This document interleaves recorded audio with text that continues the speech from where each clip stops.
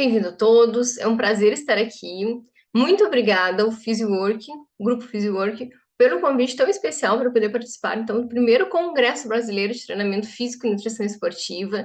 É um prazer estar com vocês aqui, poder compartilhar o meu conhecimento em relação aos transtornos alimentares no esporte, e eu espero contribuir muito para que daqui a pouco vocês estejam aí sabendo um pouco mais sobre os transtornos alimentares e até mesmo identificarem no atleta, porque uma coisa é diagnosticar, outra é daqui a pouco vocês terem aí a percepção que talvez aquele atleta tenha sim um transtorno alimentar e vocês vão saber também como que vocês vão manejar em relação a isso. Então, estou muito contente de estar aqui, muito obrigada pelo convite e vamos lá. Vou então falar um pouco para vocês agora sobre, trocar aqui o slide, o propósito. Abordar, então, os principais transtornos alimentares relacionando com o esporte, como eu comentei antes com vocês, e o objetivo é esclarecer o que pode ocorrer com alguns atletas perante os problemas alimentares. E uma curiosidade, o objetivo, né, meu, é claro, é passar o conhecimento para vocês. Só que tem uma coisa que muitas pessoas às vezes não sabem, e eu acho que é bem interessante vocês saberem sobre isso. O psicólogo, ele pode tratar o atleta com problemas alimentares sozinho, ou ele precisa de uma equipe multidisciplinar? O que vocês acham? Deixar vocês pensando um pouco. Será que ele pode, daqui a pouco, começar um tratamento sozinho, somente ele atender com aquele paciente? Ou será que ele realmente não pode, que ele precisa sempre ter uma equipe multidisciplinar se ele não pode atender? O que vocês acham? Ele realmente precisa de uma equipe multidisciplinar. Mas não quer dizer que ele não possa atender sozinho. Ele pode, né? O psicólogo, ele é apto, então, para tratar de problemas alimentares, transtornos alimentares. Ele pode, sim, atender o atleta sozinho. Só que não é o ideal. O ideal é que se tenha uma equipe multidisciplinar.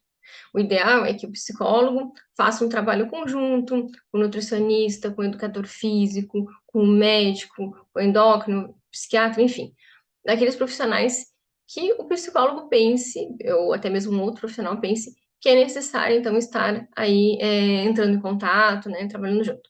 Por quê? Tratar de problemas alimentares é muito difícil. E se o psicólogo ele fica sozinho, né, ele muitas vezes vai perder informações sobre como que o nutricionista está vendo o caso do atleta, como que o educador físico está percebendo, e essa troca na comunicação, ela agrega muito no trabalho. E também, né, a gente poder pensar que é muito difícil uma pessoa, por exemplo, com anorexia não ter um nutricionista. É muito difícil uma pessoa com transtorno de compulsão alimentar também não ter. Então, um exemplo para vocês, né? Uma pessoa como é que se diz, com um problema alimentar, ela necessita de outros profissionais para ajudar ela. Então, essa é uma curiosidade que eu quis trazer para vocês, porque eu acho bem importante ressaltar a importância da equipe multidisciplinar, né? Um trabalho aí multidisciplinar, e é por isso que eu fico muito contente de vir aqui compartilhar meu conhecimento com vocês, porque eu acredito muito que a gente junto agregue muito mais para o paciente, né, para a melhora dele, do que um profissional apenas. Então, vou contar um pouco da minha história para vocês, por que eu fui fazer especialização em transtornos alimentares, por que eu fui fazer especialização em psicologia do esporte. Eu sempre treinei, eu jogava na minha adolescência, sempre fui muito incentivada a participar de esportes. E também, durante um período aí, eu tive alguns problemas alimentares, daria assim por dizer. Eu comecei a treinar, eu comecei a ficar muito focada e eu cometi alguns exageros, né, de treinar demais, de me alimentar de uma forma muito rígida. Isso não chegou a me trazer um prejuízo significativo, mas depois, ao longo do tempo, fui vendo que aquilo ali não estava me fazendo bem, e hoje eu tenho um estilo de vida super saudável. Nessa época, eu convivia muito, eu tinha amigos que eram fisiculturistas, e eles faziam coisas que eu ficava desconfiando que pudesse ser algum problema. Principalmente problema em relação à dismorfia corporal. Eu pensava que eles tinham, porque eles cada vez eles aumentavam mais o ganho de massa muscular deles, e eles não percebiam, e cometiam realmente muitos exageros. E eu comecei a achar interessante, assim, entender a mente, bom, por que que essas pessoas, né, estão agindo dessa forma, o que está acontecendo, por que isso? E eu fui, então, fazer especialização em transtornos alimentares para poder entender um pouco mais, do que acontecia com alguns atletas em relação aos transtornos alimentares. E também, na época, eu estava muito envolvida, assim, também cuidando demais da minha alimentação, treinando bastante. E eu achei que isso ia me agregar. E realmente agregou, porque eu vi que eu estava cometendo exageros. Mas, falando agora um pouco mais da minha formação acadêmica, eu sou psicóloga clínica, formada pela Universidade Católica de Pelotas, no caso, em psicologia. Depois eu fiz a especialização bom, eu fiz em transtornos alimentares e obesidade pela Unileia. Eu fiz em psicologia do esporte pela Uninter. Eu fiz especialização em psicologia clínica pela Uniara. E eu estou quase concluindo psicologia positiva pela Faveni, mas não é meu foco, né?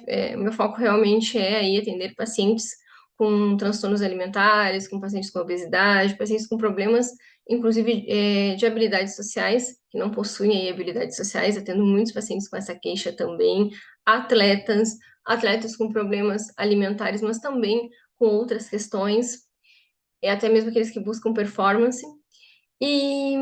Bom, e falando um pouco mais, né, da minha formação acadêmica, eu tenho 12 anos de experiência na clínica, eu já atendi bastante paciente com problemas alimentares, principalmente compulsão alimentar, né, transtorno de compulsão alimentar, muito comum. Anorexia, bulimia, não é tão comum assim. Uma coisa que eu ia dizer para vocês, vocês devem estar escutando esse nome, um monte de nome, pensando, nossa, não entendendo nada do que ela está falando. Eu vou explicar tudo direitinho para vocês, de forma detalhada, minuciosa sobre o que é cada um, mas só estou pontuando um pouco porque isso fala da minha trajetória, tá? Então, a minha trajetória já tem 12 anos, é 12 anos que eu me dedico a atender pacientes no consultório particular, e as minhas experiências profissionais são voltadas para essa área, né? Tanto a área de transtornos alimentares, como psicologia do esporte. Claro, atendo outros pacientes com problemas de relacionamento, com outras questões também, né? Não atendo só pacientes com transtornos alimentares e atletas, não é esse o caso. Mas o meu foco de estudo, realmente, ele é bem amplo e é bem específico, na verdade, em relação aí à psicologia do esporte e as transtornos alimentares. Eu me dedico bastante a essa área, eu gosto muito. E hoje eu vou falar um pouco para vocês, então, sobre alguns transtornos alimentares, sobre a dismorfia corporal e o impacto dos transtornos alimentares e da dismorfia corporal nos atletas. Então, vocês vão ver que eu vou estar sempre relacionando aí com atletas e até mesmo especificando algumas coisas que são da minha prática clínica, que acho que é interessante vocês aí terem conhecimento. Acredito que vai agregar, porque o objetivo não é ficar falando só de coisas técnicas aqui, e sim trazer também a minha prática, linkar teoria com prática. Eu acredito que isso enriquece muito o aprendizado. Então, aqui eu trouxe para vocês 3 imagens, assim, ó, dá para ver, né, uma nítida diferença entre cada uma das imagens. A primeira é uma obra de arte, aonde é uma moça, né, com um volume maior aí do que a segunda, né? A segunda já tem um corpo mais magrinho, né? E a terceira é um corpo mais musculoso. E qual o meu objetivo em trazer essas imagens para vocês? O meu objetivo é que vocês possam perceber o quanto muitas vezes a nossa sociedade ela impõe padrões do que é belo, né? Quando vocês observam ali a primeira imagem, vocês podem perceber que é uma imagem onde até a barriga, né? Ela é mais saliente, né? A outra moça que inclusive eu trouxe, a Gisele Bündchen, né? Ela é extremamente magrinha. E tanto uma quanto a outra, as duas nas suas épocas, é claro, elas, eu já vou dizer o ano para vocês aqui, acho que eu tenho anotado, é, elas possuem aí uma valorização da sociedade em relação a esses corpos. Por exemplo, a primeira foi um período, agora eu não sei, cadê aqui? Eu não sei se eu anotei o ano para trazer para vocês, mas daqui a pouquinho eu já vejo. A primeira, como vocês. Aqui, trouxe sim. Em 1841. Essa imagem foi pintada pelo pintor Pierre-Auguste Renoir, e foi então no período de 1841 a 1919. Então, que esse pintor, né, fazia aí os quadros. E essas mulheres mais voluptuosas, né, quadris largos, elas eram vistas como símbolos de fertilidade, de força, de um bom poder aquisitivo, né, classe social alta. Bom, e é muito estranho, porque depois, né, veio então o padrão Gisele Bündchen, mulher magrinha, né, sem gordura, alta, enfim. E mais adiante, a gente tem então um outro padrão de beleza, que é o padrão de beleza da mulher mais musculosa, com mais massa magra, mais definida. Então, como mudou, né? Então, o que que eu estou trazendo para vocês isso? Eu quero mostrar para vocês que isso tem muito impacto nos transtornos alimentares, porque de acordo com o que a nossa sociedade ela impõe como belo, muitas vezes as pessoas elas são tanto os atletas quanto pessoas em geral, eles são muitas vezes focados em conseguir um padrão de beleza, não digo nem igual, mas parecido, tá? Que se aproxime aí desses padrões de beleza. Por exemplo, no primeiro momento ali, essa primeira imagem, as mulheres preferiam ser assim, né? Preferiam serem um pouquinho mais volumosas. Né? Por quê? Porque causa que isso era valorizado na sociedade, né? Depois, Gisele Bündchen, né, padrão mais magro. Muitas mulheres queriam ter um padrão bem magro. Por quê? Porque isso também era visto como algo positivo. Então, a nossa sociedade, ela dita muitas regras de beleza. E dependendo do psiquismo, do psicológico do atleta, ele pode ficar muito focado em querer ter esse. A gente pode dizer que ele às vezes quer até ter um certo biotipo. Por exemplo, biotipo da Gisele Bündchen, né? Uma mulher alta, enfim. É difícil, daqui a pouco uma mulher que tem uma estrutura mais larguinha, né? Com outro biotipo, conseguir se aproximar do estilo da Gisele Bündchen. Então isso pode deixar a pessoa muito inconformada, pode deixar a pessoa querendo emagrecer, secar ao máximo para ficar que nem a Gisele Bündchen. E se a pessoa tem um quadril mais largo, daqui a pouco, né, tem um corpo mais estilo violão, né, daria para dizer assim, com mais formas, vai ser muito difícil dela se aproximar desse padrão de Gisele Bündchen.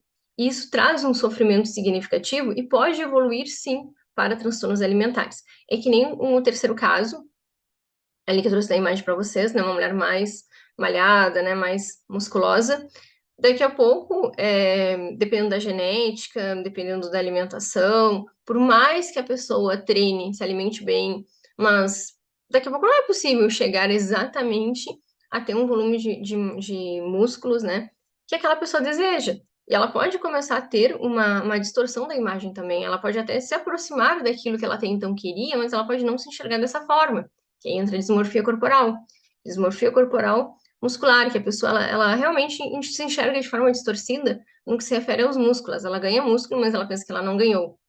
Então, quer dizer, na medida que a nossa sociedade ela impõe que o padrão de beleza ideal é uma mulher musculosa, é possível que algumas pessoas busquem ter esse perfil, né, esse padrão aí, e terminem tendo, infelizmente, um transtorno alimentar. Tá? Então, qualquer um dos três casos ali da Gisele Bündchen, a gente pode associar com a anorexia, né, querer ficar magra, magra, magra a todo custo, e daqui a pouco tá tendo aí um transtorno alimentar chamado anorexia. Bom, então acho que essas imagens assim trazem uma reflexão do impacto que a nossa sociedade ela traz no que se refere aos transtornos alimentares. Bom, como eu falei para vocês antes, aqui quando eu estava falando da mulher mais musculosa, é, que ela pode desenvolver, né, um transtorno dismórfico corporal, porque ela pode começar a não enxergar o seu corpo como ele realmente era, pode começar a enxergar que não está ganhando massa magra o suficiente, que não está ganhando músculo o suficiente, aí ela vai cada vez treinar mais, cada vez vai ganhar mais músculo, e ela vai se enxergar menor, fraca, franzina. E, bom, isso daí pode ser sim caracterizado como um transtorno dismórfico corporal. E pode existir, nesses casos, uma preocupação excessiva com falhas, falhas leves e imperceptíveis aos outros. E isso a gente pode pensar, como eu estava relacionando com vocês, né, com aquela mulher mais musculosa, mas também vale para outras coisas, né? A pessoa se enxerga no espelho e ela não se enxerga como ela realmente é. Eu já tive paciente que me falava que não gostava de se olhar no espelho, porque quando se olhava no espelho, se enxergava como se fosse uma pessoa de 1,5 m, e na verdade a pessoa tinha 1,70 m, tá? Era uma pessoa bem alta e ela se enxergava baixa quando se olhava no espelho. E já tive alguns pacientes, assim, paciente, inclusive agora eu me lembrei de uma paciente linda, simplesmente linda, magra, bom, padrão, assim. E ela se enxergava gorda, tá? Ela não tinha aí uma anorexia, por causa que ela não preenchia os critérios para o diagnóstico, então não era o caso, era simplesmente uma distorção da imagem dela. E assim como esse caso, vários outros. Por exemplo, uma pessoa que daqui a pouco se enxerga que tem um olho muito menor do que o outro, uma pessoa que daqui a pouco tá com uma cicatriz no rosto, né, pouquinha, só que ela se enxerga como se o rosto dela fosse cheio de cicatriz. Então, assim, isso é bem comum. Não é que é comum, né, as pessoas se verem dessa forma, não é isso. Mas é bem comum a gente ver pessoas que não possuem uma imagem, de si compatível com o que é na realidade. Por exemplo, elas internalizam uma imagem que não condiz com a realidade. Então, elas se olham e elas não se enxergam como elas realmente são. E geralmente elas possuem um comportamento repetitivo sobre a aparência, no caso de se olhar muitas vezes no espelho, se comparar. Então, isso é bem comum. A pessoa fica se olhando no espelho pensando: ah, eu acho que minha perna não tá muito grande, eu treinei e meu músculo não tá saliente, tá cada vez menor, né? Isso também é bem comum, pensando agora de uma forma mais psicanalítica, é bem comum em pacientes que se sentem frágeis, que se sentem fracos internamente. Eles se olharem no espelho, por mais que eles ganhem aí uma massa significativa, massa corporal significativa, eles continuam se sentindo franzinos, fraquinhos, magros. Por quê? Porque isso tem a ver com coisas internas deles, que eles externalizam na medida que eles se olham. Eles, como se eles projetassem algo de dentro no seu corpo. Sofrimento clinicamente significativo, uma pessoa que tem aí uma dismorfia corporal, uma pessoa que sofre muito com isso, e não é explicado por peso corporal, gordura ou transtorno alimentar. O que eu quero dizer para vocês, existe uma confusão muito grande em relação se é um transtorno alimentar ou não é um transtorno alimentar. Não é um transtorno alimentar, tá? O transtorno é dismórfico corporal. Não é um transtorno alimentar. Mas por que eu quis trazer para vocês? Exatamente por existir essa confusão das pessoas pensarem que uma pessoa que tem uma dismorfia corporal tem um transtorno alimentar, que acho muito importante trazer para vocês e dizer que não é, tá? Não é. Não é um transtorno alimentar. E a gente tem que saber muito diferenciar também isso. Só que, o que que acontece? Muitas vezes, como eu falava para vocês ali mostrando as imagens, uma pessoa que se enxerga de uma maneira distorcida, como por exemplo, eu não estou ganhando massa de magra o suficiente, é uma pessoa que pode sim ter um transtorno alimentar, tá? Pode daqui a pouco simplesmente se enxergar distorcida e passar a ter um transtorno alimentar, tá? Aí vai mudar o diagnóstico. Bom, eu não vou entrar muito na questão de diagnóstico, mas eu quero fazer só uma reflexão assim com vocês, mostrar para vocês que vocês não precisam saber fazer um diagnóstico, fechar um diagnóstico, mas isso se chama tal coisa, isso se chama não. Eu quero que vocês tenham conhecimento de alguns sintomas de alguns transtornos alimentares. Porque eu acredito que só com isso vocês já vão estar ajudando muita gente na medida que vocês conseguem identificar e encaminhar essas pessoas, esses atletas, para um tratamento psicológico, tá? Então, nesse caso, né, um ótimo exemplo aí é, de fato, o transtorno dismórfico corporal muscular, que a pessoa treina, mas ela nunca está satisfeita porque ela acha que ela não ganhou massa magra o suficiente e ela continua treinando e ela fica se olhando no espelho direto, todo o tempo, se comparando e fica muito tempo em função realmente disso e até mesmo evita sair, né? Bom, aí vai ter uns outros prejuízos, né? Evita sair, evita estudar, às vezes até, como se dizem, isso prejudica no trabalho dela, porque ela fica muitas horas querendo ir para academia, querendo treinar, querendo é, ganhar aí a massa magra, até pode evoluir para querer usar esteroides. Então, tudo isso é da gente pensar que causa um é, sofrimento realmente significativo. Agora, em relação aos principais transtornos alimentares, eu vou citar alguns, né, que nem aqui coloquei ali uma listinha para vocês: anorexia nervosa, bulimia, transtorno de compulsão alimentar, transtorno alimentar restritivo, evitativo, transtorno de ruminação e pica. Bom, esses daí eles estão no DSM-5. Ele é um manual que a gente usa para fazer os diagnósticos, assim como o CID-10. E eu não vou dar muita ênfase a alguns, vou falar um pouco mais daqueles que eu acho que sejam os mais importantes vocês saberem. Anorexia nervosa. Então, o que se caracteriza a anorexia nervosa? É a baixa ingestão de calórica e o baixo peso. Então, o paciente, o atleta, ele precisa estar com baixo peso para poder pensar que é uma anorexia. Tem que existir também o medo de ganhar o peso e se recusar a comer mesmo com fome. Então, a pessoa sente fome e mesmo assim ela não quer comer. Tem algumas coisas que eu não coloquei aqui, mas eu vou falar para vocês, que também é muito comum. É muito comum a pessoa ficar muito tempo pensando em alimentos, como por exemplo, cozinhando, preparando alimentos para os seus familiares e ela não come. Comum também esconder os alimentos, dizer que vai comer e não comer. Ah, vou comer no quarto, leva as comidas para o quarto, joga fora, esconde. Muito comum. Muito comum a pessoa evitar de sair para jantar com os amigos, socializar, por quê? Porque elas têm comida e ela não quer comer e não quer que os outros percebam. Transtornos alimentares é bem complexo e também é complexo o psiquismo das pessoas que possuem. No sentido assim, é algo grave, é algo que a pessoa sofre muito. E esses pacientes, geralmente, eles não contam para ninguém. Muitas vezes escondem até mesmo do terapeuta. Imagina do nutricionista, que daqui a pouco pode ser que tenha uma frequência menor com o nutricionista, ou daqui a pouco com o educador físico que não conta muitas coisas da sua vida. Se para o terapeuta, que o paciente vai com uma certa frequência e muitas vezes ele esconde certas coisas, dá pra gente perceber o quanto é difícil de tratar. Porque na medida que a pessoa esconde, fica muito difícil de ajudar.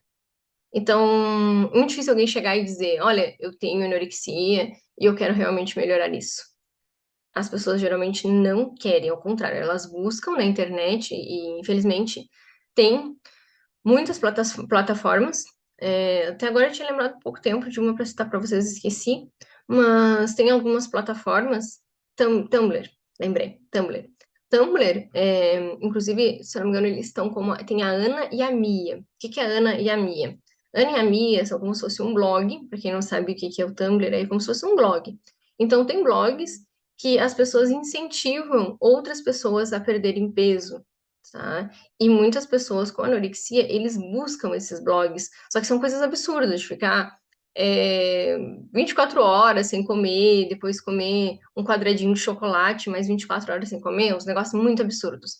Assim como tem a Ana, tem a Mia, né? E aí, o que que eles fazem? Eles colocam assim, ó, eles não colocam bulimia, anorexia, eles colocam Ana. Como como resolver a Ana, né? E aí ficam dando dicas para outras pessoas fazerem dietas rígidas, ficarem, enfim, se alimentando de uma forma errada. É bem comum isso daí. As pessoas muitas vezes buscam, principalmente adolescentes, né, que gostam mais do Tumblr, eles buscam entender mais como fazer para perder então peso e ficar mais abaixo do peso. É, escondem da família, família muitas vezes não tem acesso ao fato de estão comendo, não tá comendo, tá provocando vômito, se for bulimia, né? No caso, não falando da anorexia, mas se for bulimia, está vomitando, muitas vezes a família não tem conhecimento. E a anorexia nervosa tem dois subtipos, que é o tipo restritivo, sem episódio compulsivo, ou purgativo nos últimos 3 meses. E tem a compulsão alimentar, né? Que é purgativa, que houve episódio de compulsão alimentar. E agora eu vou falar para vocês um pouco sobre a bulimia. A bulimia, então, são episódios recorrentes de compulsão alimentar, que é definido como ingestão de muito alimento em um determinado tempo pequeno. Por exemplo, algumas horas. Então, a pessoa ela come realmente grande quantidade de alimentos, muita quantidade de alimento, e falta o controle durante esse episódio. Ela não consegue parar de comer. Come até muitas vezes sentir um desconforto, não aguentar mais. Depois, o que a pessoa faz? Ela tem a presença de comportamentos compensatórios. Bom, comeu demais, usa laxante, faz exercícios em excessos, para daqui a pouco, então, estar aí compensando. Também é comum, né, provocarem vômitos, porque é uma maneira de comer bastante, sentir o prazer, depois vomita e não engorda. É esse o raciocínio que uma pessoa com bulimia faz. O episódio de compulsão alimentar, e comportamento compensatório ocorre no mínimo, deve ocorrer, né, para ser considerado transtorno, no mínimo uma vez por semana, durante 3 meses. E a avaliação, a autoavaliação, uma autoavaliação devida, né? Perturbação não só durante os episódios. Então, a pessoa, ela fica muito tempo pensando sobre, como é que diz assim, sobre a sua autoimagem. Porém, nesse caso, é um pouquinho diferente da anorexia. Por exemplo, aqui na anorexia, tem a questão do baixo peso, é necessário baixo peso. Já na bulimia, não necessariamente, tá? Uma pessoa com bulimia não necessariamente vai ter baixo peso, tá? Muitas vezes é um peso normal, peso aí adequado para estatura, enfim. E pode também ter ou não ter uma obesidade, enfim, isso daí não tem muito a ver, tá? Depois a gente vai para o transtorno de compulsão alimentar, que é o episódio recorrente de compulsão alimentar, que é definido como em grande quantidade também de ingestão de alimento de um tempo determinado. E vai existir também a falta de controle durante os episódios. 3 ou mais dos seguintes aspectos devem ser presentes: comer rápido, mais rápido do que o normal, comer grandes quantidades de alimento mesmo sem fome, comer até sentir desconforto, comer escondido, sozinho, sentir deprimido, culpado depois. Então, o que geralmente os pacientes reclamam, né, e se queixam, que eles sentem um descontrole total e depois eles ficam se sentindo muito culpados por terem comido tudo aquilo, ficam com vergonha e se sentem super chateados, assim, com isso. E muitas vezes se isolam até por ter esse problema que eles percebem aí que não é legal, né? Que daqui a pouco não tá fazendo bem, só que eles não conseguem ter o controle. Sofrimento marcante, episódios, então, no mínimo de uma vez por semana, nos últimos 3 meses, e não há a presença de comportamentos compensatórios. Então, diferente aqui da bulimia, né, como vocês podem ver na bulimia, tem a presença aí de exercícios excessivos, de laxantes, no caso, vômitos, no caso do transtorno de compulsão alimentar, não tem comportamentos compensatórios, tá? Bom, transtorno então de alimentar restritivo e evitativo é uma perturbação alimentar associada a um ou mais dos seguintes aspectos: perda de peso e deficiência nutricional, tá? Dependência de suplementação, então a pessoa ela vai aí precisar da assim, de ter esses critérios para o diagnóstico, a dependência da suplementação, e também a interferência no funcionamento social, não explicado por falta de alimento ou cultura e não ocorre com anorexia e bulimia. Esse aqui não é tão comum quanto esse aqui, tá? Transtorno de compulsão alimentar, ele é bem mais comum dos 3. Depois, transtorno de ruminação, ele também não é muito comum. Aliás, ele é mais comum em pessoas, né, que possuem aí autismo. Não vou me estender muito sobre o que é autismo, mas é um transtorno do neurodesenvolvimento. Pessoas com autismo com deficiência intelectual muitas vezes podem ter aí o transtorno de ruminação, mas ele não é muito comum também, assim como também não é muito comum o pica, que eu vou estar falando logo adiante para vocês. O transtorno de ruminação é o comportamento de regurgitação repetida por no mínimo um mês. Então, a pessoa, né, ela simplesmente mastiga, enfim, engole o alimento, volta, e ela, o que que ela faz? Ela mastiga, ela engole de novo, né? Então, é um exemplo, assim, para vocês. Deixa eu ver aqui que eu tinha separado em relação a esse transtorno, uma outra informação aqui. Transtorno de combinação. É, como eu comentei com vocês, né? A pessoa, ela mastiga, ela engole ou ela cospe, tá? E como eu falei, realmente é mais comum em pacientes aí que possuem deficiência intelectual. Eu nunca atendi, confesso que eu nunca atendi paciente com transtorno de ruminação. Eu não atendo paciente com autismo grave, e então nunca atendi, tá? Mas eu achei importante trazer. O comportamento não é atribuído a uma condição gastrointestinal. Óbvio, né? Quem tem um problema gastrointestinal, daqui a pouco o alimento pode voltar. Mas não é associado a isso. a perturbação não ocorre exclusivamente durante o curso do transtorno alimentar. Então, quanto ao comportamento que não é atribuído uma condição gastrointestinal, acho importante salientar para vocês que, se daqui a pouco vocês percebem, está acontecendo isso com a pessoa, o alimento está voltando, indiquem um gastro para essa pessoa, tá? E um psicólogo, é claro, mas indiquem um gastro, porque daqui a pouco pode ser um problema aí gastrointestinal. E tem que estar sendo excluída essa possibilidade para a gente considerar um transtorno de ruminação. Depois o PICA, já tive paciente com PICA, que é a injeção de substâncias não alimentares por no mínimo 30 dias. Então, o que seria isso? Seria a pessoa tomar omo, que era o caso da minha paciente, comer palitinhos de fósforo, também era o caso de uma paciente. Então, assim como esses alimentos não são alimentos, né? Mas assim como a pessoa ingere esses produtos, ela pode ingerir outros, como por exemplo areia, giz. Um fato interessante, na gravidez, algumas gestantes possuem uns desejos absurdos, assim, vontade de comer areia, vontade de comer giz, né? Aí não é considerado pica, tá? Claro, não é saudável, eu espero que a pessoa não coma, né? Enfim, mas a gente tem que levar em consideração que tem a ver com a gestação, aí é uma outra questão mais específica em relação a isso. Não é um transtorno alimentar. Claro, pode ser também, daqui a pouco essa gestante pode ter o pique, pode ter tido antes, né, antes da gestação, mas aí a gente tem que saber diferenciar em relação a isso. Mas o pica, como eu comentei com vocês, é a ingestão de substâncias não alimentares no mínimo 60 dias. A anotação que eu tinha feito é de alguns exemplos aí de coisas que as pessoas podem comer que não deveriam, como, por exemplo, cola, tinta, gelo. As minhas pacientes, elas comiam humo e fósforo, tá? Já tive uma também que comia papel, né?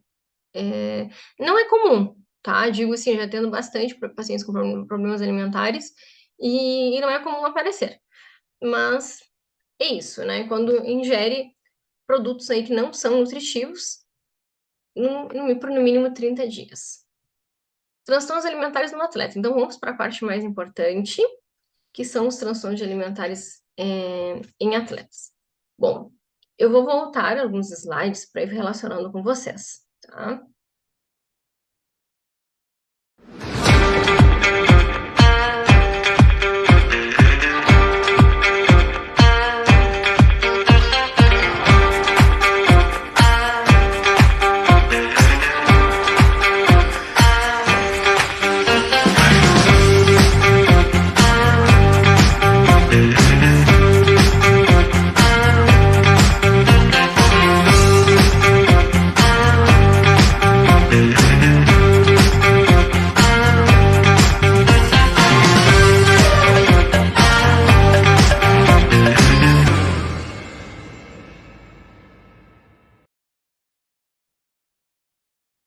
Vamos voltar para a imagem aqui.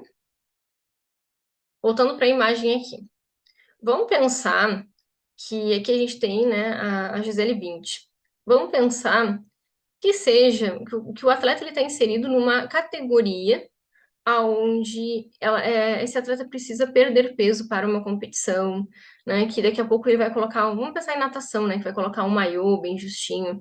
Se essa atleta, ela já possui aí, como se diz, uma tendência a ter anorexia, se ela já tem todo um desenvolvimento onde ela é propensa a ter, né, anorexia, ela já sempre foi muito preocupada com peso, sempre foi muito preocupada com estética, enfim, é possível que daqui a pouco essa paciente, essa atleta, né, que daqui a pouco vamos pensar numa nadadora, ela comece a não querer usar o maiô, e aí ela começa a ficar desconfortável porque ela está se sentindo gorda, e ela quer perder mais peso, enfim.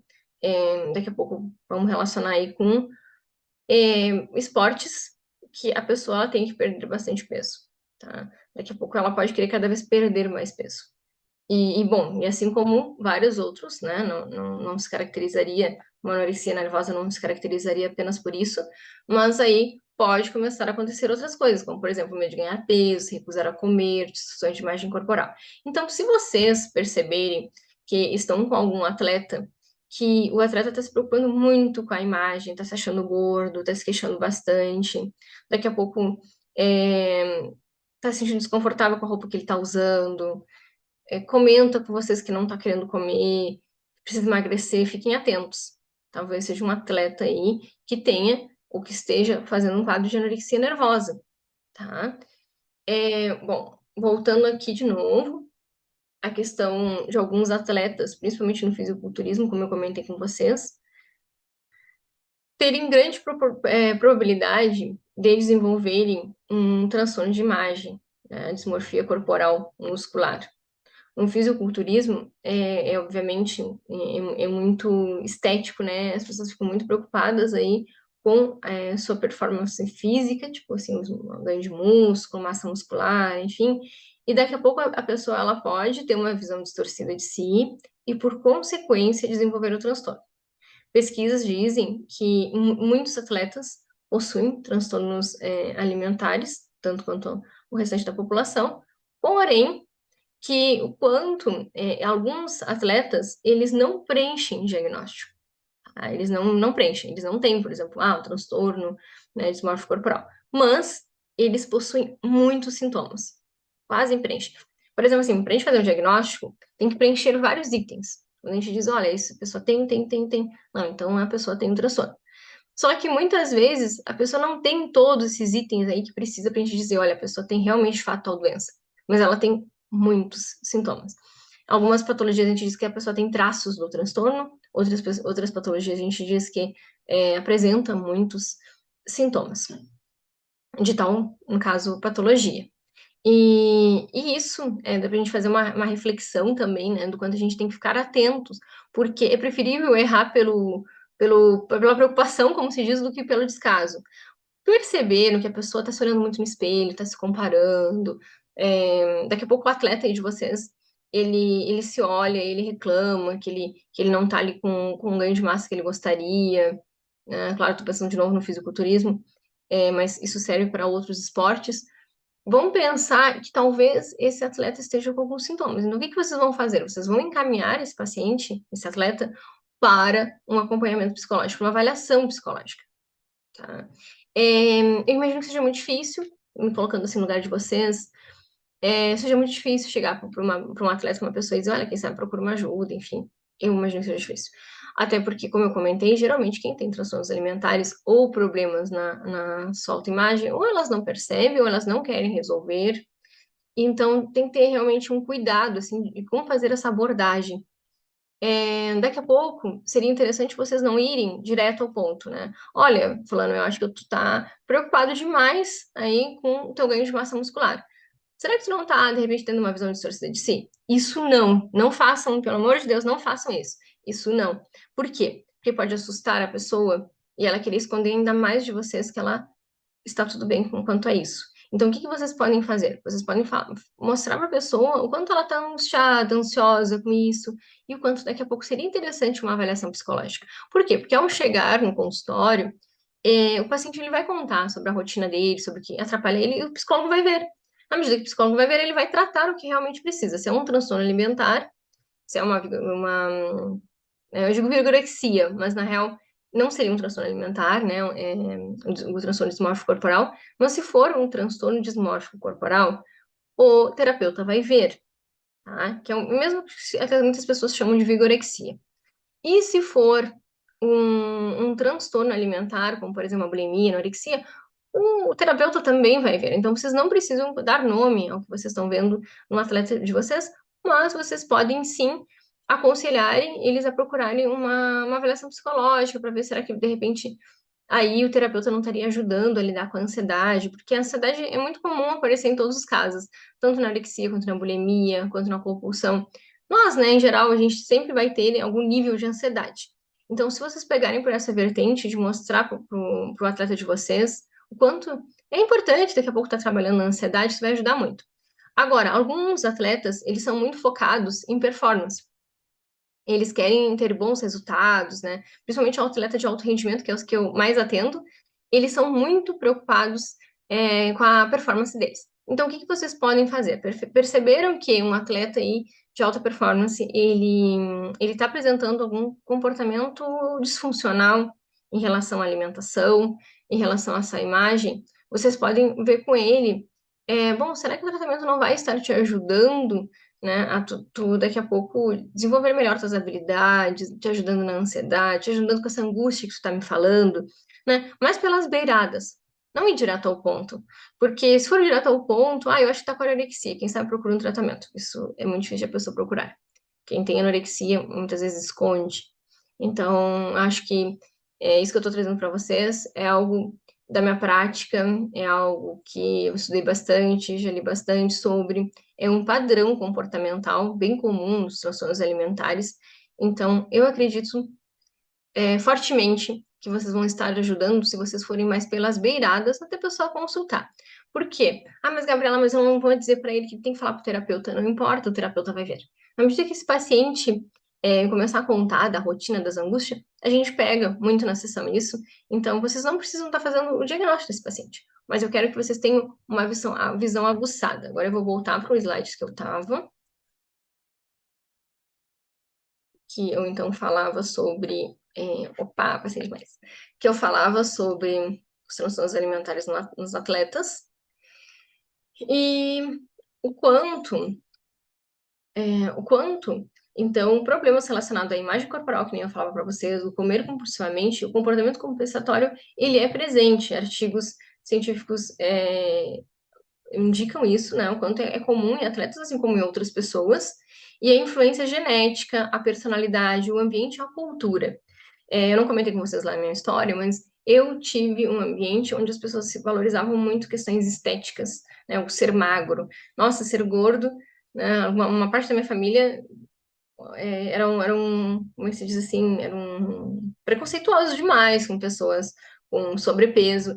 E na minha infância eu sempre escutava, a Gabriela tá magrinha, que linda que é magrinha, engordava um pouco. Nossa, ela engordou, nossa, tá gordinha. Então, assim, ó, eu sempre convivi bastante com isso. E eu sei que muitos convivem, né? Muitas famílias, inclusive, é bem forte essa questão aí do ser magro, né, do ser, assim, ter uma boa imagem corporal. Personalidade, geralmente, eu não sei se é o caso de eu especificar tanto isso, então eu vou só pontuar, porque talvez é um conhecimento que eu acho super interessante, mas talvez para vocês não seja tão importante assim, mas eu vou citar eles, porque eu acho que é importante. Em relação à personalidade, pacientes com anorexia têm um padrão, muitas vezes, que a gente consegue identificar. São pacientes muito rígidos, pacientes que possuem uma personalidade que não são flexíveis, muitos problemas com a mãe, com a família. Então, eles querem ter mais autonomia. E aí começa por onde? Começa pelo corpo. Eles querendo ter o controle do seu corpo e vivem um conflito corporal. A anorexia, isso é muito presente. Atinge muito mulheres, esse transtorno anorexia, mulheres com uma classe social alta. A influência genética em alguns transtornos também é muito comum. É muito comum um paciente com mãe compulsiva, com que tem transtorno de compulsão alimentar, também terem um transtorno de compulsão alimentar. Então, assim, são vários fatores, como tanto a questão genética, quanto a personalidade, quanto o ambiente e cultura. Ambiente e cultura, agora pensando, né, em alguns esportes.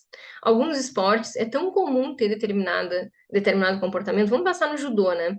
Que a pessoa ela precisa então estar dentro de uma categoria com determinado peso e aí, quando ela fica off, muitas vezes ela aumenta o peso.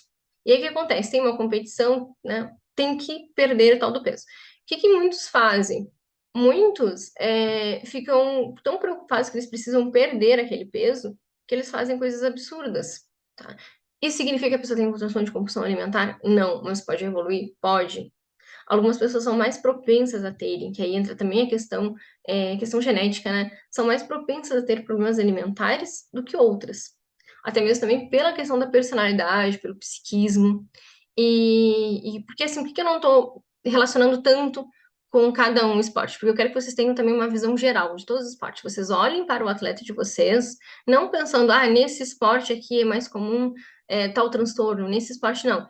Eu quero que vocês tenham um conhecimento sobre dos transtornos alimentares, o que são esses transtornos alimentares, e vocês fiquem atentos. Quando aparecer pessoas com alguns sintomas desses transtornos alimentares, vocês possam pensar se essa pessoa deve ir por um tratamento ou não e pensar como abordar isso. E é, pensarem assim, ó, tá, essa pessoa ela pode ter um transtorno alimentar desenvolvido a partir do esporte? Pode, que é o caso do fisiculturismo, né? Mas muitas vezes esse atleta ele já possui muito antes uma propensão a ter o transtorno. E algumas coisas como pressão, pressão aí como é que se diz, do treinador, enfim, pressão dos colegas, ou até mesmo pressão social, né? Daqui a pouco a gente pode pensar até mesmo em relação à mídia, né? O que a mídia prega como ideal, enfim, eles se comparando com outras pessoas. O contexto pode fazer com que eles piorem, que eles passem então a ter um transtorno alimentar, mas na verdade já seriam pessoas propensas a isso. Pode acontecer, tá? Prevalência, então, é bem alta em atletas. E como eu estava falando para vocês nas questões socioculturais, pressão social, que eu mencionei agora há pouco, e atletas possuem maior propensão a terem transtornos alimentares comparados à população geral. Altos níveis, apesar de altos níveis de atividade e condicionamento físico, atletas sofrem igualmente de transtornos alimentares. Bom, outro dado importante. Bom, por que será que os atletas são mais propensos a terem os transtornos alimentares comparado à população em geral? Vamos pensar. Exatamente porque no esporte, a gente tem muitas vezes isso, tem que ter para competir na categoria tal, tem que ter o peso X.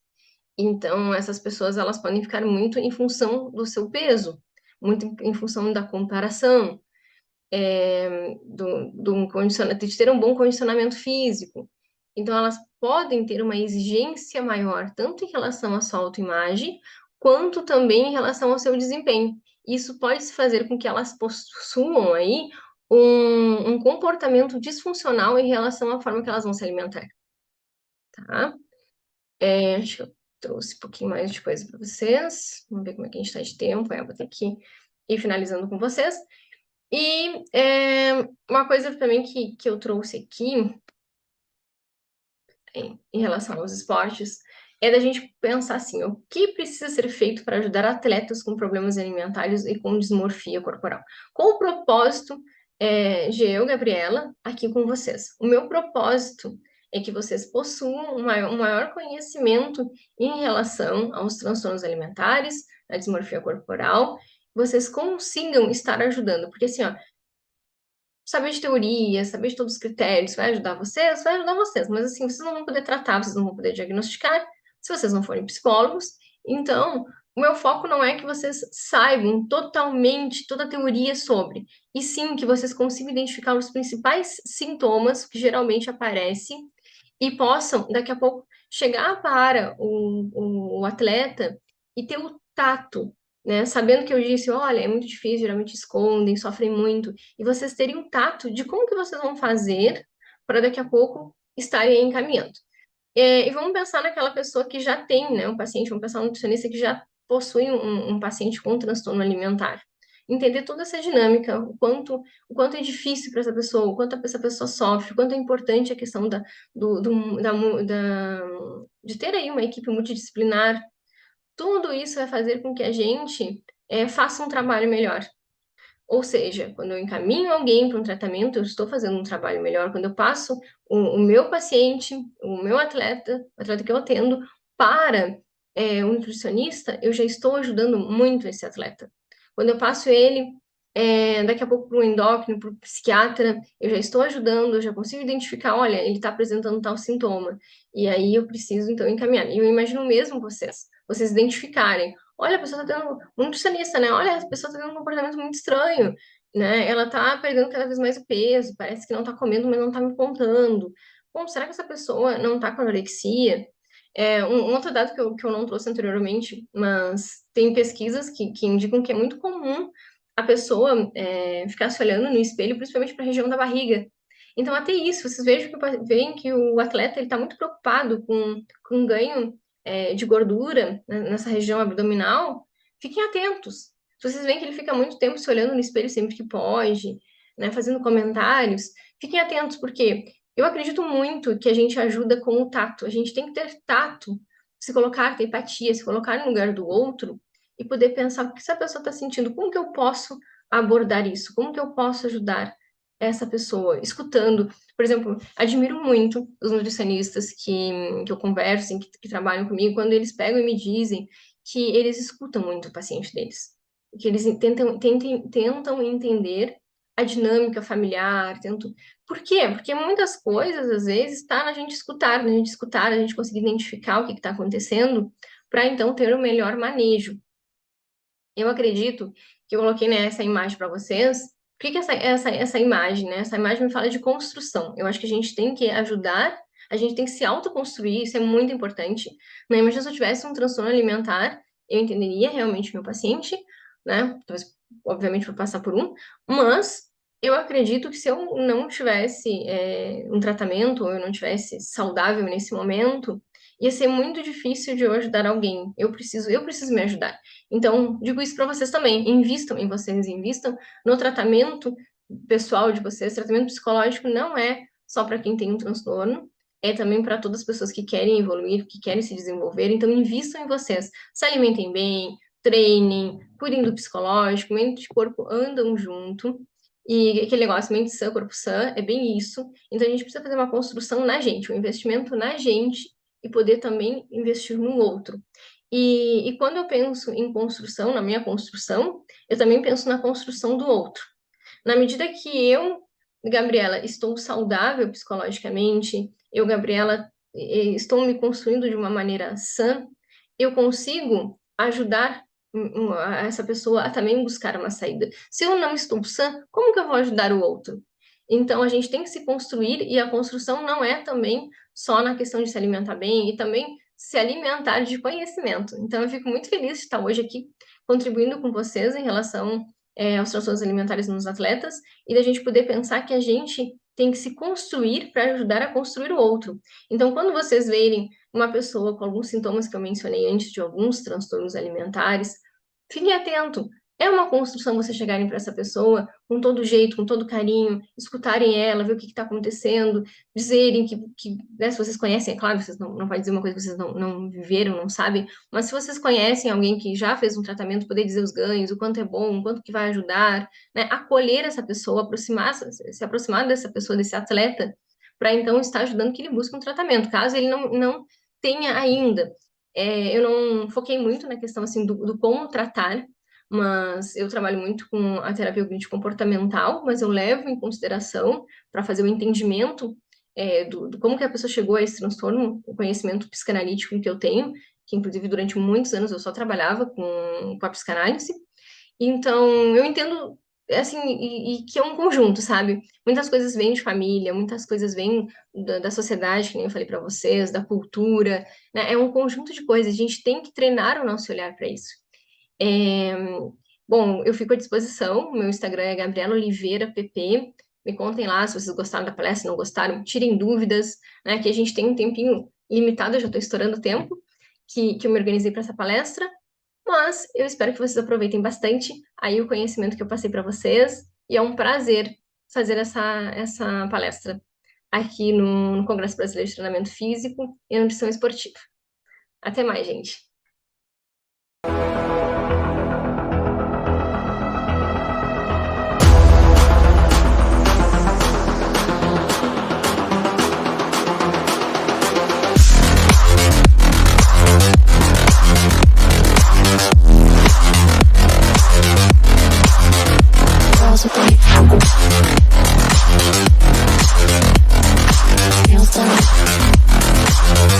Girls with their nails done.